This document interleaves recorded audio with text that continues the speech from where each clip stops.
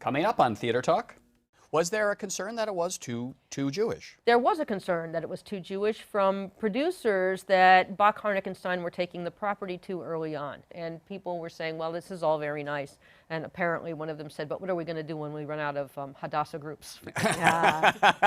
Theater Talk is made possible in part by the CUNY TV Foundation.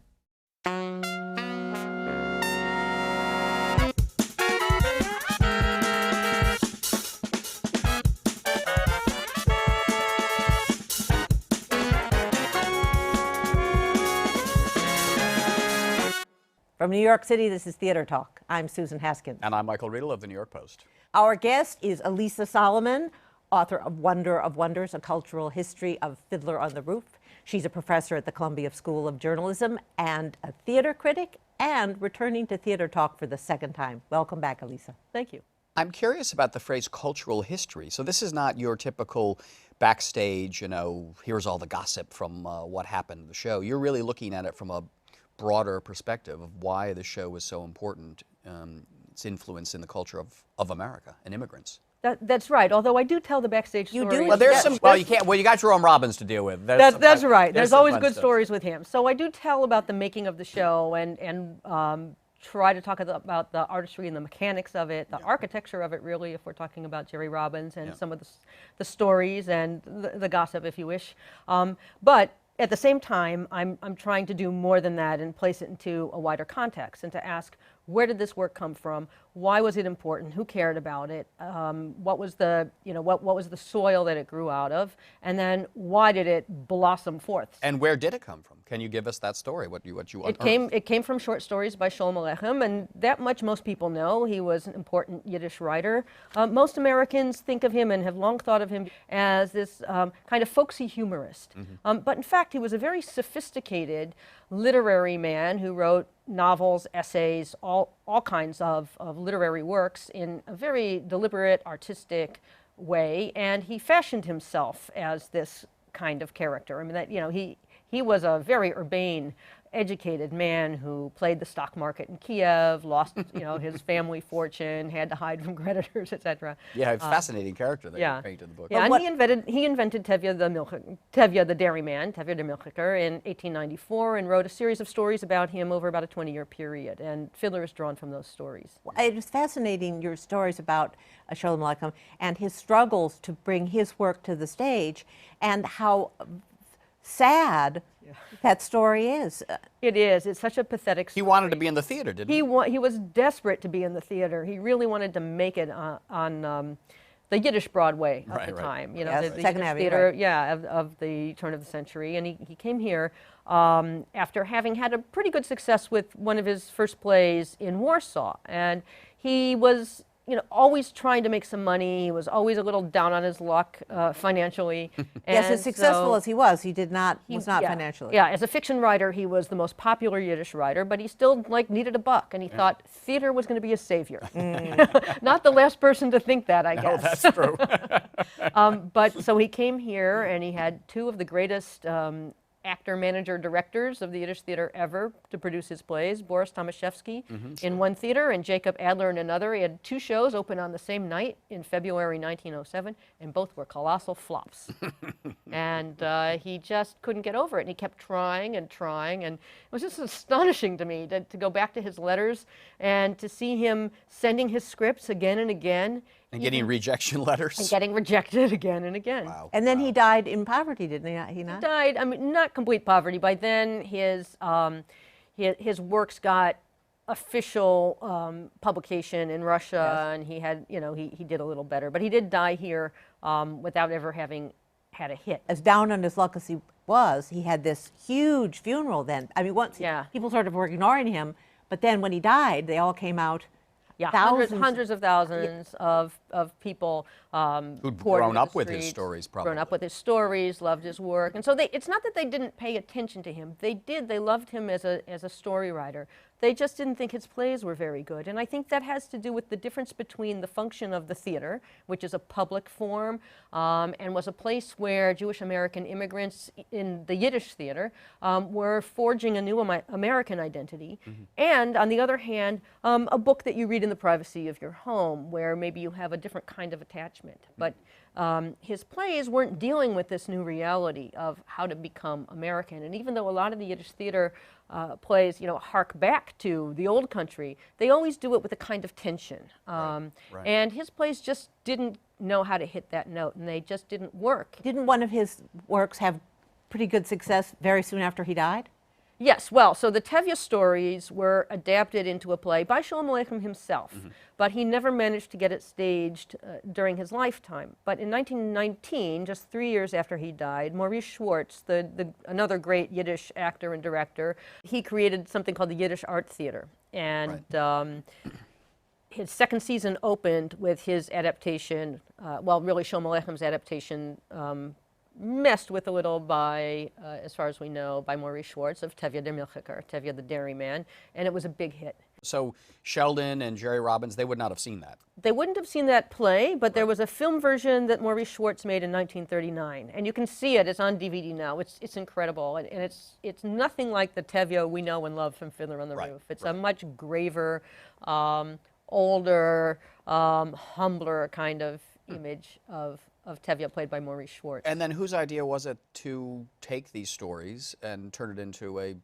Broadway musical in the golden era of musical theater? Well, Bach, Harnick, and Stein, as I'm sure they've discussed with you other times they've been on the show, they had worked together before, and they wanted to do a new project. And somebody, I think it was Sheldon Harnick, had gotten his hands on a novel called Wandering Stars. It's terrific. I mean, for theater people, I really recommend it. A Sholem Aleichem novel called Wandering Stars, about two rival troupes of the Yiddish theater in Europe that then come here. It's a sort of star-crossed lover story. It's all over the place. It's a mess in some ways, but the backstage stories are just delightful. It's really fun. And Joe Stein, they all loved it, but Joe Stein said it was just too sprawling and couldn't be contained as a musical. But it got him thinking about Sholem Aleichem. He had grown up with parents who spoke Yiddish. He knew the Tevye stories, and they thought, well, let's look at some other Sholem Aleichem material and see if there's something we like. But you also talk about before that, in the 50s, there was the play The World of Sholem Aleichem. Howard De Silva, Jack Guilford was in it. That's right. Surely they must have seen that. Yeah, well, there were two productions that Howard De Silva and Arnold Pearl, a playwright, blacklisted artists, incidentally. Blacklisted artists, well, more than incidentally. Yes, exactly. I mean, the whole point of their making theater was that they had been blacklisted. Pearl was mostly a radio script writer and later TV, and De Silva was making movies.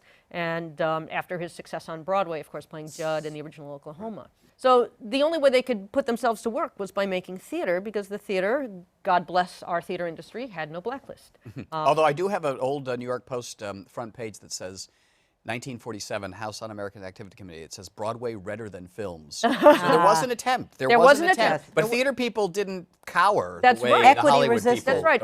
Equity actually put a clause in its contract saying against the blacklist. I mean, it was really honorable. I mean, it makes me happy to be in some way attached to the theater. So they, Pearl and De Silva, created this production. The first thing they did was called The World of Sholem Aleichem. It was an evening of 3 short plays. It wasn't all Sholem Aleichem. There was a story by another Yiddish writer, Peretz, and there was a kind of folk story, Helm story, that Sholem Aleichem had done a treatment of, but that's not the version that they did. And then there was a Sholem Aleichem story as well. And then there's another Yiddish writer called Mendele Moicher's Forum, who was kind of the narrator of the evening. And so they put these 3 things together. It was a surprise hit. It played the Barbizon. It played in the Barbizon Hotel, the Barbizon Plaza Hotel. Yes. They had a little stage in there, and it was an off-Broadway hit. It was a runaway hit. And because of that hit, they went back to Sholem Aleichem material, and they adapted some of the Tevye stories as well, and they made a straight play called Tevye and His Daughters, which premiered in 1957. Was not as successful. It just didn't really work. But it definitely put Sholem Aleichem in the air in English, Right. and I think sort of made the theater safe for. But Tevye Sholem and his Aleichem. daughters could be the title of Fiddler on the Roof, because that's Absolutely. what the musical then becomes about. Absolutely. Wasn't the And working title Tevye for working Fiddler on title? the The Roof? working title was Tevye. That's right. Yeah. Why'd they change it? I think there's a story that, oh God, I can't remember the phrase. Hal Prince thought it sounded like, God. Too Jewish. No, I mean that was a concern of Too some. specific. I believe you said too specific. He thought it didn't mean anything. Right. And he wanted a title that signaled that it was a musical. Right. Was there a concern that it was too Jewish? There was a concern that it was too Jewish from producers that Bach, Harnikenstein were taking the property too early on. This is before they'd approached Hal Prince and before they had Jerry Robbins aboard. But they were taking it around, and people were saying, well, this is all very nice. And apparently one of them said, but what are we going to do when we run out of Hadassah groups? Well, take it to Japan, where it's hugely popular Exactly. Yeah, don't follow that guy's investment advice. too. Precisely that. And they were just making a bad prediction on a couple of levels. One, the audience was ready for this material by 1964. But the other thing is that Jerry Robbins came aboard and really pushed it into a place where it operates successfully both on the particular and the universal tracks. So it very specifically speaks to the children of Jewish immigrants, grandchildren of Jewish immigrants, and kind of hailing us with the beauty of our heritage. At the same time as there's nothing that isn't clear to a non-Jewish audience, and the themes are so universal. The generation gap, the sense of loss, the forces of change. The importance of religion that would have been important to Catholics, not only Jews, Absolutely. but when religion had more currency. Right. In New York City. Fraying of probably tradition, has. all of those things. And you go into a fascinating profile of Jerome Robbins. Yeah. One of the most interesting profile of Robbins' working that I've ever read. And you start with telling us about how his grandfather had been on a shtetl and Robbins had gone to visit him. And then you go into Robbins' conflicts himself with being Jewish, which he kind of, you explain it so well, resolved by doing this show. I think that he did, yes. Yeah, he was very uncomfortable with his Jewish identity as a youngster. He did have very fond memories. He was 6 when he went with his mother back to Poland to visit his grandfather in the shtetl where his father had come from. I was then in Poland. It's that, the borders changed. Right. But apart from that, very sort of whimsical description in some of his diary notes. There's nothing else nice about his childhood, memories. I mean, the way he described it anyway. And he was very uncomfortable with, I think, with Jewish masculinity, this idea of a kind of wimpy, weak Jewish male stereotype and other things about Jewish identity that he just, like a lot of other people of his generation, other children of immigrants of all kinds, often try to distance themselves from and become very American. And particularly, I have to say, after the Holocaust. Yes, so important. Where there was a sense that, Jews are not going to be pushed into ovens ever again. Yes, that's right. And so he really ran away from it, and his notes are, and diaries and letters and so on, are full of really richly detailed and in some ways even disturbing descriptions of his discomfort with this. But by the time he's in his 40s, he's thinking about it, he's starting to realize that there's a heritage that he's left behind that maybe has some richness in it that he's missing, and this draft script for the musical lands in his lap from Bach, Harnikenstein, and he gets so excited about it. And he sends a telegram to a friend and says, I'm doing this musical based on Sholem Aleichem. It's our people, he says, and he just gets really excited about it. And then even though he has had a tremendous problem with Zero Mostel because of this naming of names. Well, we should say Robbins named names and Mostel was blacklisted. But still, as many people, because you describe in wonderful detail all the people that they auditioned and how scrupulous Robbins was in the auditioning process, and yet Mostel was the first person he thought of, and that's who he wanted. Yeah, he begged him. Even though Mostel wouldn't speak directly to him. That's right. Robbins knew that Mostel was the best man for the job. And Mostel knew that he was the best man for the job.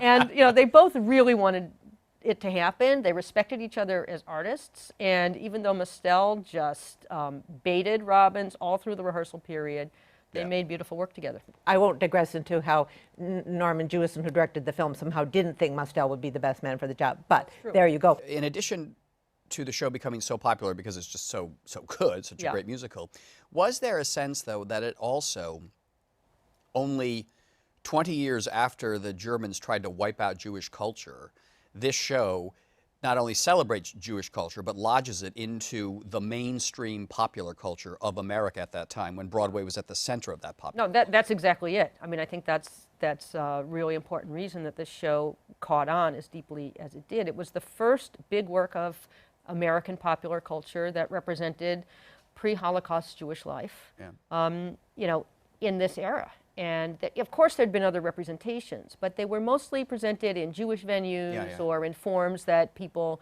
looked at. Not on the Ed Sullivan Show. That's right. Well, certainly not on the Ed Sullivan Show.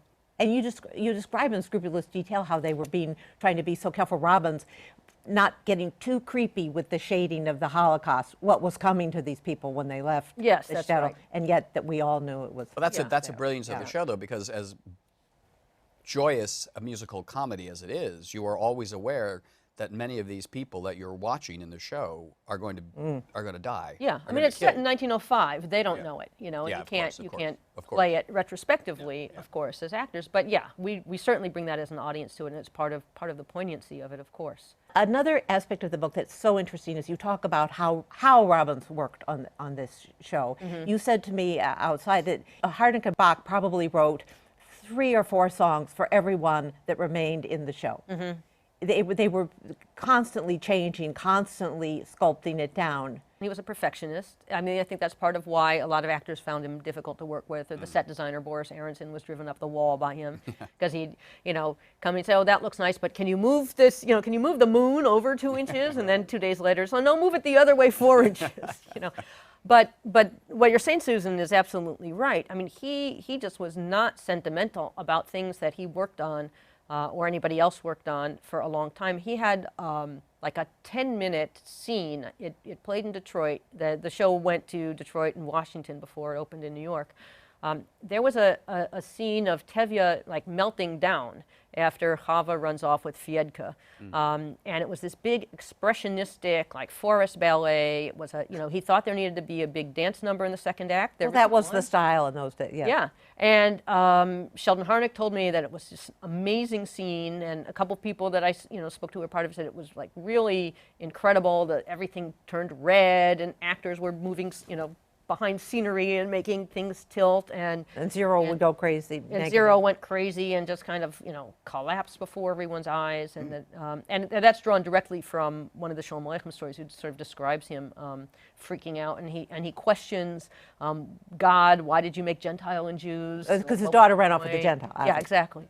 And they worked and worked and worked on this scene, and he was not sentimental, Robbins, and No. I was always surprised that he kept Sunrise Sunset, which arguably became one of the most sentimental songs that is played at everybody's wedding now. Did Robbins like that song, or maybe it's one of those songs they didn't even think about would be the takeout tune? Yeah, I don't think they thought it would be the takeout tune. It's true. Robbins's notes to Bach and Harnick and Stein often say, no sentimentality, no adorable schnooks, he would say. These people need to be tough and resilient. And if you compare Fiddler to treatments of Sholem Aleichem in the 50s, Fiddler's a lot less sentimental, in fact. Yeah. But that song, you're right, I think it's Sheldon who tells a story that Robbins reacted to the song at some point. He says, I'm thinking of cutting the song because, what are people doing? Like, what are they doing? Bach and Harnick said, well, they're singing the song. That's what they're doing. And we need a hit. Well, did Bach and Harnick know that they'd written a good one of that? Or? They knew that it was moving. Sheldon talks about the first time they played it at Bach's home, and Bach's wife came into the room and burst into tears hearing it, and that was a sign to him that, they had something. Yeah. But you talk about when they're getting ready for the Seder scene, that then he spent days on the table setting. Yeah, what was that? The Sabbath scene, yeah. The Sabbath scene, driving the actors crazy by, no, you have to move the fork over. Well, no, but as you say, he scrupulously researched Yes, he how did. these people lived. Yes, he did. And part of what's interesting, I mean, this maybe gets a little academic, but part of what's very interesting about his research is that the sources that were available to him and his collaborators in 1964 were things that contemporary scholars now recognize as not being very accurate, let's say. So the book Life is with People, for example, which was a sort of ethnography of the shtetl that was published in the 50s, gives a very false representation of of shtetl life, because it sort of represents this single idyllic notion of, capital T, capital S, the shtetl, when in fact the shtetl all across Eastern Europe were very different from each other in size, in nature, in percentage of population that was Jewish or non-Jewish, whether they were industrial or agricultural, Hasidic or not. But because of the way that book is structured, because it's built on interviews with immigrants who were mostly child immigrants being interviewed many years later, it just isn't what we would regard today as anything that you could base something reliably on. And yet, Robbins called it our Bible. Yes, and there are, even lines in the play that come directly from it. Ironically, now when you hear the word shtetl, I think most people think of a Fiddler on the Roof. Probably. The Fiddler on the Roof has replaced Yes. that as the description I think that's exactly right. of what a shtetl would Yeah. be to us. And in the original Tevye stories, Tevye doesn't even live in a shtetl. He lives outside of That's the right, and he comes into town. They that's right. unified and created Avnotevka. That's correct. Unified. I do want to quickly say that after this wonderful description of bringing the show to life in the first place, then you go on to talk about how it's been realized in other ways, including the film, and you go all the way up to the David Laveau version, which also includes Michael Riedel's writing about it. But what? Just to mention. Well, you have to get it in context here. So the criticism, that's why I leave it to you. criticism of David Laveau's production, I believe it was in 2004, if I'm not right. mistaken. And it was my criticism, but I also believe Ben Brantley and others. Yeah, a lot of people. That the Jewish soul, I think was an expression used, had been drained from this production of Fiddler on the Roof. And I think Ben called it the Episcopalian on the roof. Yes, he did. But it was a in your estimation, was that a fair criticism? You must have seen the show. I did see the show, and I saw it again when Harvey Fierstein replaced Alfred Molina. Right. I agree. I don't think it was a great production. I mean, there were aspects of it that I liked. It certainly looked It was beautiful. very pretty. Yeah. But it looked like a Chekhov play. It was definitely a different take. It was a cooler approach. Harvey Fierstein brought some warmth back into it, I thought. I would be more cautious about saying that was because the director wasn't Jewish or because the main actor wasn't Jewish. I mean, the show has always had non-Jewish principles. As you point out, there were fewer Jewish principles in the original production right. than in Laveau's.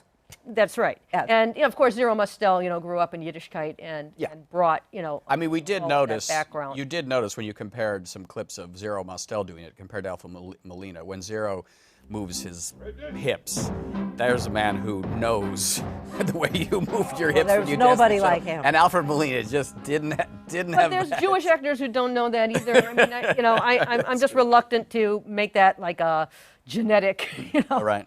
a genetic matter. Right.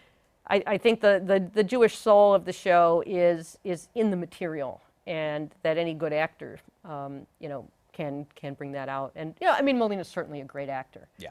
And you feel with Fiddler on the Roof, though, because it was, as you say, Robbins made it universal, and it was in the very mainstream Broadway, they didn't really bland down the material, the fundamental material, though, for this musical, did they? I don't think so, no. You don't think so? No. Though, the Sholem Aleichem scholars, the Yiddish literary scholars... Yeah, because I've heard criticism from that quarter. They hate Fiddler. And their objection is? Their objection is that it oversimplifies, misrepresents. I mean, the objection that you would have of any kind of adaptation to a Broadway idiom or maybe a Hollywood idiom of a very complex work of literary fiction. Right.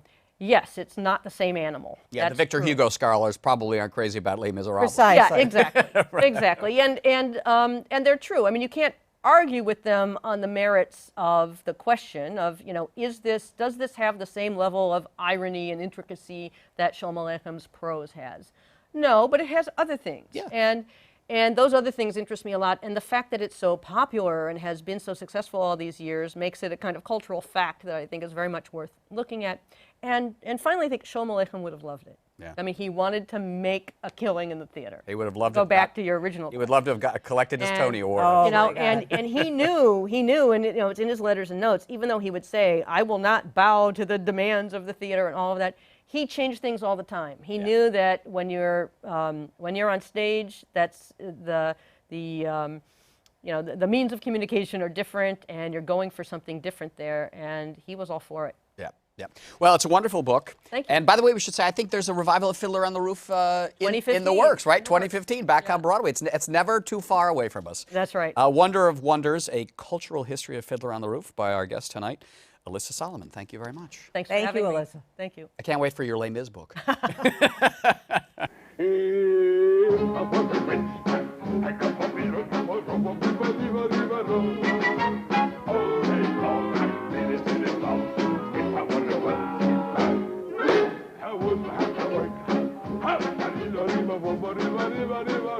Lord, who made the lion and the lamb, you decreed I should be what I am. Would it spoil some vast eternal plan if I were a wealthy man?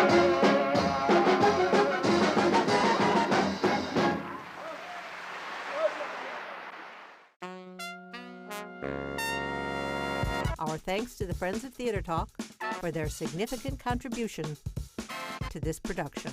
Theater Talk is made possible in part by the Frederick Lowe Foundation, the Corey and Bob Donnelly Charitable Fund, the Noel Coward Foundation, Carrie J. Fries, the Dorothy Strelson Foundation, plus public funds from the New York City Department of Cultural Affairs, the New York State Council on the Arts, a state agency, and the Theater Development Fund's Technical Accessibility Program, which helps provide closed captioning.